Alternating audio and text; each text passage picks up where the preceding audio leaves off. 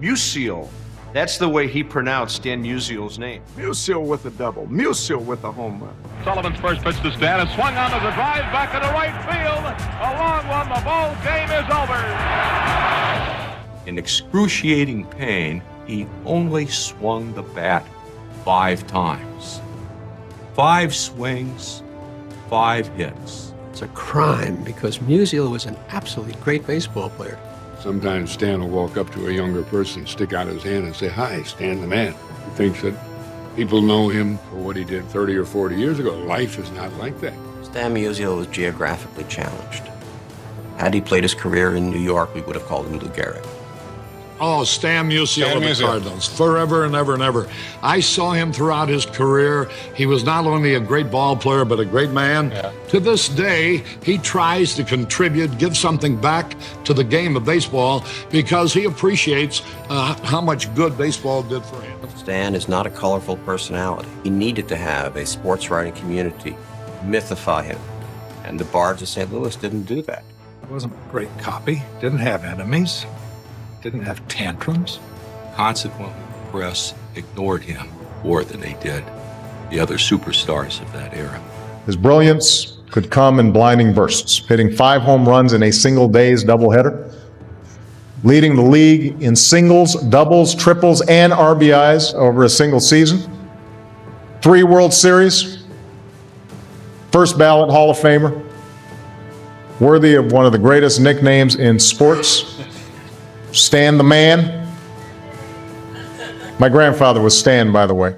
It speaks volumes about Stan that even at this advanced age, he can get riled up about something like that.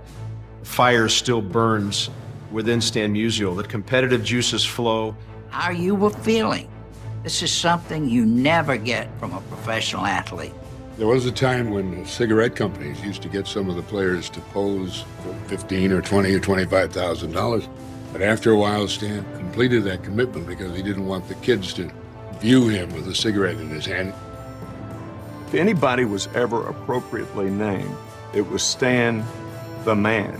Because when you think of Musial, you think of the man before you do Musial. Deep inside of him was the competitiveness, unlike Ty Cobb, who wore his flame on his arm. Musial concealed it with a mask of geniality. One of the thrills of my life was meeting Stan, the man, Musial. He wouldn't allow a pitcher taken if he was having a beer after a game because he didn't want that image. He would trade him, which was always a shock because he was a preeminent player in the National League at that time. You know, and they would scream and yell. Stan loved being on the stage. Stan loved the adulation of the fans. Spring 1951. Leo Durocher, one of baseball's fiercest managers, stood with rookie Willie Mays before a game against the Cardinals. Leo briefed Willie on how to defend each hitter. First batter, position here. Second batter, shift there. Fourth batter, play deep. Willie looked confused. What about number 3? Durocher paused. The third hitter is Stan Musial. There is no advice I can give you about him. When even Leo Durocher, the man who once said he would trip his own mother to win, had no answer, you know something special existed. Today, we are hearing what the greatest players and managers said when asked about the man himself. Warren Spahn was a Hall of Fame pitcher who faced Musial hundreds of times. Spahn knew every trick in baseball. But against Stan, he had a warning for his teammates. Once Musial timed your fastball, your infielders were in jeopardy. Think about that. Spahn was not worried about home runs. He was worried his infielders might get hurt from Musial's line drives. The ball came off his bat like a bullet. Carl Erskine pitched for the Brooklyn Dodgers. He had pinpoint control, one of the best in the game. When asked how he pitched to Musial, Erskine said, "I have had pretty good success with Stan by throwing in my best pitch and backing up third base." It was a joke, of course, because there was no real strategy. Preacher Rowe, another Dodgers pitcher, went even further. "I throw him 4 wide ones, then try to pick him off first base." The problem? Against Rowe in his career, Musial hit .372 with a .437 on-base percentage. The strategy did not work. But Leo Durocher did not believe in jokes. He believed in intimidation. There is only one way to pitch to Musial, Leo said, under the plate. In 1948, Durocher's pitcher knocked Musial down twice in one at-bat. The second pitch hit Stan's bat while he was still on the ground. Musial approached Leo later. "Hey Leo, I have not got the ball out there. I did not throw at your man." Leo's response? "You are the best player I know on the Cardinals. For every time my men get one, it looks like you are going to get two." Even intimidation failed. May 1948. The Brooklyn Dodgers faced the Cardinals at Ebbets Field for a 3-game series. What happened next became legend. Game 1. Musial went 2 for 4. Game 2. He collected 5 hits, including a single, double, triple, and home run. He scored 5 runs and drove in 2. Game 3. More destruction. In just 3 games, Musial went 11 for 15 against Brooklyn pitching. But that was just the beginning. For the entire 1948 season at Ebbets Field, Stan hit 522. 522. In 1949, he did even better, hitting 523. The numbers were absurd. 25 hits in just 48 at-bats in 1948. His slugging percentage reached 1.022. Then, something remarkable happened. June 23, 1946. Musial stepped into the batter's box at Ebbets Field. The Brooklyn fans, who were supposed to hate the visiting Cardinals, started chanting, "Here comes the man! Here comes the man again!" The chant spread through the entire stadium. Enemy fans were cheering for the player, destroying their team. Bob Brogue, a writer for the St. Louis Post-Dispatch, heard it. He wrote about it, and just like that, the greatest nickname in baseball history was born. Stan the Man, given to him by the very fans he tortured. Musial later explained, "It seemed like I always did some great hitting in Brooklyn. The field there was close to the stands. Every time I started walking to the plate, I could hear the fans say, 'Here comes that man again.'" He continued, "The tension, the atmosphere, the fights, you knew something was going to happen. My adrenaline was always flowing in Ebbets Field." He did not fear pressure, he craved it. October 1946. The World Series had just ended. A reporter asked Leo Durocher the question everyone wanted answered. Stan Musial or Ted Williams? Leo did not hesitate. He told the Sporting News exactly what he thought. "Musial is a 2-to-1 better hitter. You can pitch to Williams, crowd him, and keep the ball on the handle.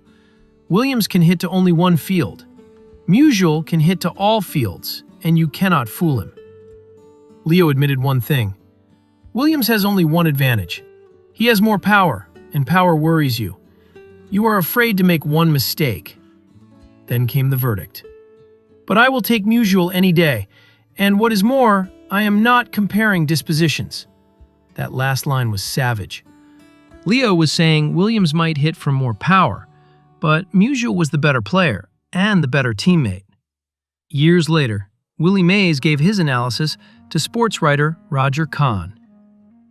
"Ted Williams was the best pure hitter I ever saw. But Ted was stubborn. When they shifted on him, everybody to the right side, he still kept trying to pull the ball for hits. If anybody shifted that way on Musial, he would have wrecked them by slapping base hits into left." Mays made the distinction clear. Ted Williams is the best pure hitter I ever saw. Musial is the best all-around hitter. Pure power versus complete mastery. The difference mattered. But there was respect both ways. Musial said of Williams, "Ted was the greatest hitter of our era. He loved talking about hitting. He studied hitting and pitchers. He was the greatest." Vin Scully summed up Musial perfectly. How good was Stan Musial? He was good enough to take your breath away. Bob Gibson was one of the most intimidating pitchers in baseball history. He threw at batters. He never backed down. He was a fierce competitor who played to win at any cost. Gibson was Musial's teammate in Stan's final years. When asked about Musial, Gibson said something shocking. "Stan Musial is the nicest man I ever met in baseball." Then came the confession, and to be honest, I can relate to that. Even Gibson, who lived for combat on the field, could not understand Musial's kindness, yet he respected it completely. In 1947, Jackie Robinson broke baseball's color barrier. Many players jeered him. Some spiked him with their cleats. The hatred was real. Musial showed true sportsmanship. He refrained from any ill treatment. "I had no trouble with integration," Stan said, largely because I had played sports with African Americans back in my high school days. It was not an act, it was who he was. Jack Buck, the legendary broadcaster, captured it perfectly. When you first hear about this guy, you say it cannot be true. When you first meet him, you say it must be an act. But as you watch him, you say, he is truly one of a kind. August 1956. Musial committed 2 errors and went hitless for 2 straight nights. Fans booed in the 8th inning. Immediately, a wave of cheers drowned out the boos. The next day, fans bought newspaper ads to apologize to Stan. It never happened again in his 22-year career. January 2013. Bob Costas stood at Stan Musial's funeral. He shared a quote from Hank Aaron that stopped everyone. "I did not just like Stan Musial, I wanted to be Stan Musial." Think about who said that. Hank Aaron, the man who would break Babe Ruth's home run record, the man who faced racism throughout his entire career, the man who became one of the greatest players in baseball history. Aaron did not just admire Musial's hitting, he wanted to be like him as a person. The goal was not just excellence on the field, it was decency off it. Fast forward to 2010. Albert Pujols was at his peak, dominating the National League. Cardinals fans started calling him El Hombre, Spanish for the man. Pujols immediately stopped them. "I do not want to be called that. There is one man that gets that respect, and that is Stan Musial. He is the man. He is the man in St. Louis." 2 years later, the Angels signed Pujols and put up billboards all over Los Angeles with El Hombre on them. Pujols objected again. "I am not comfortable with that because I believe there is one man, and believe it or not, it is God. God is the man, and there is another man, Stan the Man Musial, in St. Louis." Respect spanning 60 years. Mike Shannon, Cardinals player turned broadcaster, said it simply. "Everybody in St. Louis, every kid in St. Louis wanted to be Stan Musial. He was the best." The 1948 season was Stan Musial at his absolute peak. He led the National League in 9 offensive categories: 376 batting average, 230 hits, 135 runs scored, 131 runs batted in, 46 doubles, 18 triples, 39 home runs, 429 total bases. That is still the National League record today. He won his 3rd Most Valuable Player award, becoming the first National League player to win 3.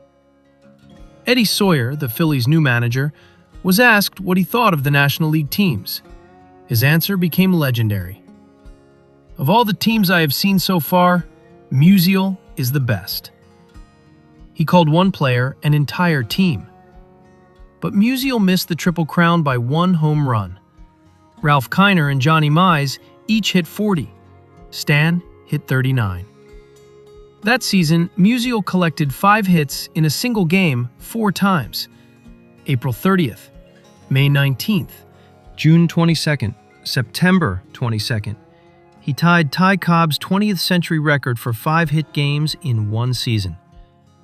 On June 22nd against the Braves, all 5 hits were singles, including a bunt. Before the 9th inning, manager Eddie Dyer joked, "Hey boy, we're going to have to send a hitter up for you." Musial's response? He hit the first pitch up the middle and drove in 2 runs. Joe Garagiola, his teammate, said it best. He could have hit 300 with a fountain pen. But Musial's own approach was not poetic. You wait for a strike, then you knock the heck out of it. Simple, brutal, effective.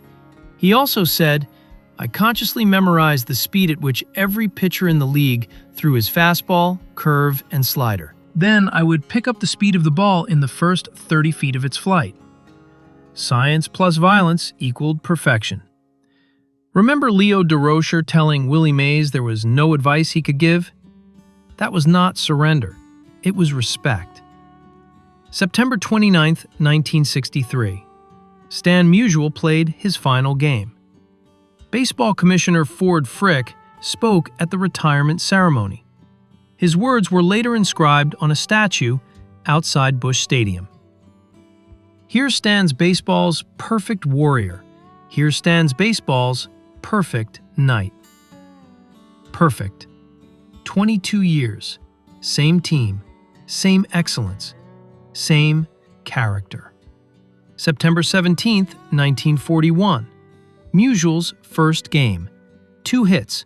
Cardinals won 3-2. September 29, 1963. His last game. 2 hits. Cardinals won 3-2. The symmetry was poetic. 3,630 career hits. 1,815 at home.